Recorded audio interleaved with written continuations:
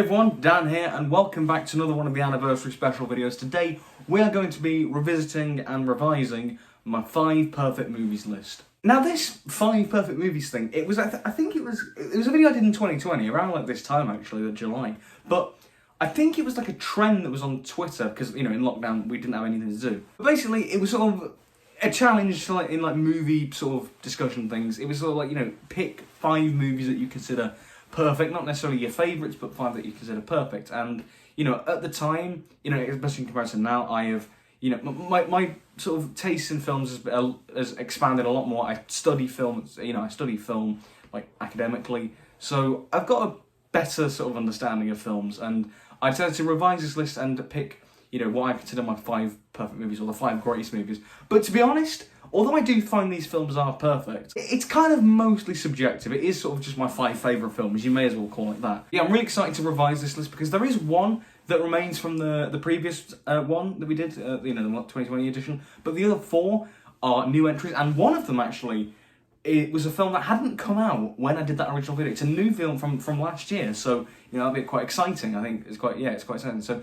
let's get into the list. I'll also be going from chronological order, so the oldest film first, and I'll cover like the newest film last.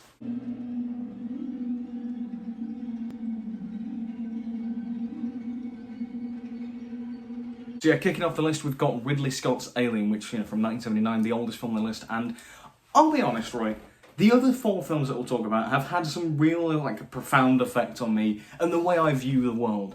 Alien, I don't think quite had that, but honestly, it's probably the closest thing there is to a perfect movie. I think there is just nothing I can fault with it. It is genuinely perfect, and I think it's absolutely worthy of being on here. And even though it didn't really, change the way I view the world or inspire me, or in that sense, it definitely shaped my tastes in films. Sci-fi and horror are 2 of my favourite genres, and I think I owe a lot of that to Alien. Films like The Thing, John Carpenter's The Thing, I wouldn't have loved that probably if I hadn't have loved Alien as much as I did, sci-fi horror. Yeah, the thing is with Alien, it's quite a simple story. It's sort of like a slasher film or a killer, but obviously it's set in space on a spaceship and the killer's an alien. But it's just fantastic. It's so well done. I think Ridley Scott is just such a fantastic filmmaker. His keen eye for detail. You've got like Blade Runner, Gladiator, Thelma and Louise. His eye for detail is in every one of his films. And Alien, like the set design, the direction, the effect work for 1979 as well is fantastic. It's just brilliantly done, and I genuinely found it scary, which for something is kind of out there as an alien sci-fi story. The fact that I found it scary and it made me jump at several points, especially towards the end when the alien's sort of creeping around in the dark. That's damn impressive. As well as that, the characters are so all of them are so lovable, and have some fantastic actors there like John Hurt, Sigourney Weaver, obviously, Yaphet Kotto, Ian Holt. Like, so many great actors in this film. And again, so many iconic sequences. I mean, the chest burst scene is so gnarly and graphic, but it's so iconic and burned into pop culture. The acidic blood of the alien, it's fantastic. The stuff with Ash, the android, he's as like a kind of secondary villain. He's really interesting. He's really intimidating. Ian Holm is fantastic as that character. I said Ellen Ripley, played by Sigourney Weaver, she's fantastic. A real strong female character, especially for the 70s. I mean, it was really ahead of her time, and it was she was just a really competent, really well performed and well written character. Just a brilliant character across the board that has just stood the test of time. But the biggest compliment I can give the film is that it really, pardon the pun here, but it truly does feel alien. The thing is, with a lot of sci-fi, particularly with their alien creatures, obviously there's xenomorph in this film, but with a lot of aliens, there's a kind of quality of it's a bloke in a suit. Even something like the Predator for films, for example. Even though it's a great design, you can tell it's a guy in a suit. But with the Alien, it's one of the only times where I've never felt that. Maybe I know it is a bloke in a suit as well, but the way it's directed and also how skinny the alien is, like the head is so weirdly shaped, it doesn't feel human. It's a bit like the Daleks from Doctor Who. Again, they don't feel human. Those are probably the only 2 sort of sci-fi creatures and monsters that I've never found anything human, and that's why they're so scary. And it is that idea of how scary space is, and how scary it is, and how hostile it is to humans. It's such an interesting depiction of that, and it's just, mate, I love Alien, and it's such a brilliant film to watch. I will never forget the experience of watching it. Like, it was like on a Thursday night, a school night as well, and I was staying up late, so it was dark, so you could get the full effect, and it was just the light, all the light that was there was just from the TV, and it was just really added to the atmosphere of watching the film. It's amazing. And now, up in the sky, Don Nelson Ferris. with Skyview Traffic. Ferris? Now we have the returning face from the last one, Ferris Bueller's Day Off, which I don't think I felt this way at the time, but I can now confidently say, as some time has passed, it is my favourite movie of all time, overtaking Back to the Future. I mean, Ferris Bueller's Day Off is first of all, it's such a fun film. It's a teen comedy, and John Hughes films, like Breakfast Club, and even like other films like Planes, Trains and Automobiles, there's a certain charm to them. There's a certain magic of like warmth and fun that you feel throughout all the films. It's so much brilliant comedy, and they're so witty. The characters are so witty. The actors play off each other really well. In Ferris here, he's breaking the fourth wall. It's so witty and charming. His dynamic with like Sloane and Cameron, and the other characters are really fun. Like Jeannie, his sister, who's just perpetually annoyed at him, or the Principal Rooney, he wants to stop him, and it's just so fun. And these characters are so fun, and you love to watch them. And there's so many fun like set pieces. Ferris having to try and run back home, at the end of the fence, or when they take the Ferrari out for a ride, or the parade scene, when Ferris is on the float. And I think that's the scene that always stuck with me. I think it's because it was sort of, he could do anything. He could literally have an entire crowd just at his feet, and everybody loved him. And I think that's what everybody wants to be loved in that way. And everyone's saying, "Oh, it would be great to be Ferris," but then when you realise most of us are more like Cameron, really. Ferris has the whole motto, my life moves pretty fast. If you don't stop and look around once in a while, you could miss it. And it's that thing of enjoying life to the full. And Cameron is a reflection of people who don't really do that. And I'll be honest, when I first watched it, I was a Cameron. I was definitely a Cameron. And I think the film really kind of held a mirror to my face. It was like, yeah, you are more like Cameron. You don't really do awful lot. And I think what makes the film even more powerful for me is when I watched it, be it in the pandemic. I actually watched it twice in that year, 2020. But watching that for the first time, it was sort of like, in a pandemic, when you're in lockdown, everybody had a sort of strengthening desire, that sort of yearning to want to go out and do things, because they literally couldn't do anything. But then the film held a mirror up to say, well, did you even do that before? Were you even doing things of note before?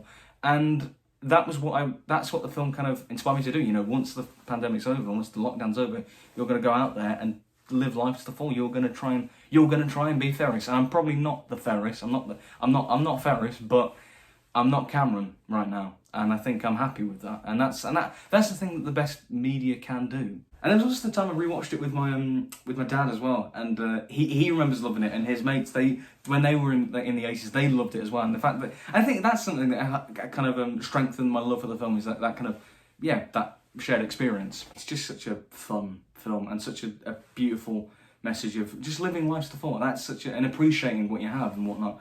And it's all told in such a fun, energised way, amazing filmmaking and music, and just a really witty script. It's just it's everything that I would want from a film.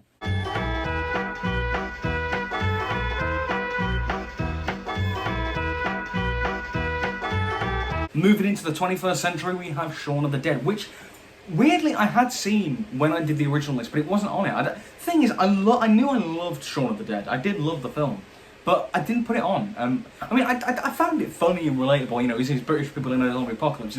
I found it enjoyable, but I think on subsequent rewatches, I think I've appreciated it more and more, and I just emotionally connect with it just on such a great level. And it's just amazing. And I think that's the thing, rewatchability. It's not my favourite of these films, as I said, Ferris Bueller is, but if I had to pick a film to watch, for the rest of my life, like I was on a desert island and I can only watch one film, Shaun would be the film I'd pick, because I can rewatch it morning, noon. Sometimes I can and have watched it in the stupid, ungodly early hours of the morning, and I still love it on an emotional, intellectual level.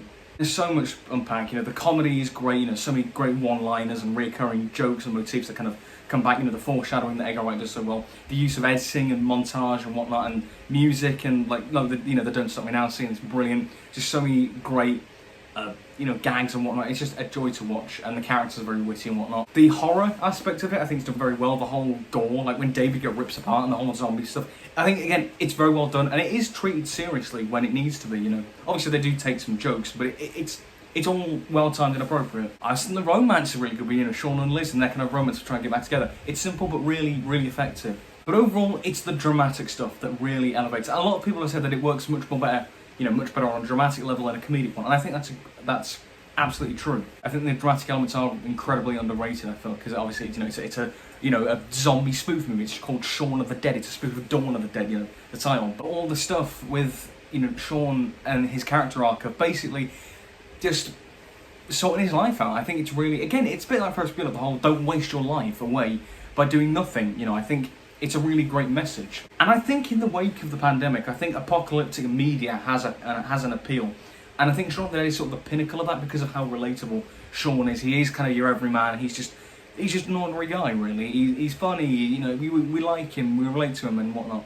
And the whole thing of him and Ed just being layabouts and the zombie apocalypse, it's sort of a major event that forces them to confront the reality of the world. A bit like how for a lot of my generation, COVID really forced us to sort of pay more attention to the news and the world around us and whatnot. And, you know, the world wasn't confined to our little bubble as kids. We had to grow up, and I think I know a lot of people of my generation would cite Shaun of the Dead as one of their favourite films, and I think that's why, because it is relatable and it has taken on new meaning in the wake of the pandemic. Yeah, the dramatic stuff between the characters and when they get sort of separated and they break apart. I mean, when Philip and Barbara die, I'm nearly in bits because it's so emotional, and Simon Pegg is phenomenal in those scenes. And when Ed passes, like that's another brilliant moment, and it's just such a fun film. As I say, I could rewatch it any day of the week. It's just amazing.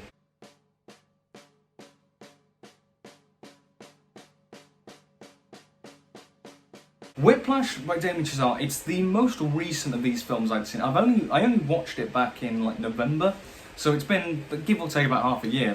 And it's already a firm favourite. It's probably number 2 if I had to do like a ranked order. Probably be number 2 to be honest. So how has a film immediately become an instant favourite? Well, where do we start? Damien Chazelle's directing is off the charts. It's just such a gorgeous film. The colours, like the kind of filters, it's so vivid and striking. The imagery and whatnot. The editing with the music, it's just so, it's so good. It's so good. The music as well is just amazing. It's so catchy. The Whiplash tune itself is just so catchy. Caravan, again, that's another really catchy tune. It's just brilliant. Miles Teller and J.K. Simmons are absolutely phenomenal in this film. Like Miles Teller as Andrew Neiman. He's a really good sort of everyman, who wants to aspire for greatness and will kind of do whatever it takes to do it as a result of the harsh, brutal instructions of Terence Fletcher, J.K. Simmons, who is such a frightening antagonist. How he can be kind of funny, like some of his insults can be kind of funny out of context, but in context, he's terrifying. The way he's shot when it's like close-ups of his face, and he's just screaming at Neiman or any of the other characters, and he just berates them, and like it's sort of. It's mental abuse, like it's emotional abuse, as I say. And he is a truly vile character. But then there's that scene in the club, when he says there are no two words more harmful than good job, and we realise then why he's so brutal and disciplined with his students, and it's because he wants to create the next Charlie Parker. He wants to create the new jazz great, and to do that you can't just blindly praise. You've got to push people beyond what's expected, beyond their comfort zone. And you know what? As somebody who does like Amdram stuff, and we want to try and be the best we can be, often, you do get criticised for very minute things, but it's all to do, put on the best like show it can be, whether it is an actual theatre show or whether it's a concert, whatever it may be. Pushing yourself beyond your limits is good, it's healthy. You can't just stay within your comfort zone, otherwise you can't progress. And then when you do get complimented, when you do get praised, the praise isn't just blind, it feels earned, like you've actually done something more than the bare minimum. You've actively added something. But then, being abusive like Terence, it's wrong. Like, it resulted in one of his students committing suicide, like Sean Casey, that whole scene, when it's revealed that. And, he's wrong for what he does.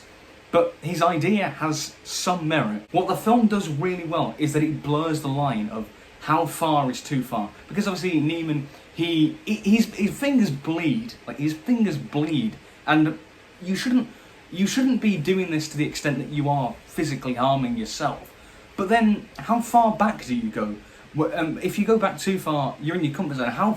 Where is that line drawn? And it's such an interesting question that it's totally up to the viewer. As I say, I watched this film like 6 months ago-ish. I still haven't found a concrete answer for it, and that's why it's so compelling. That's why people, nearly 10 years later, come back to this film, and it is a masterpiece, genuinely a masterpiece.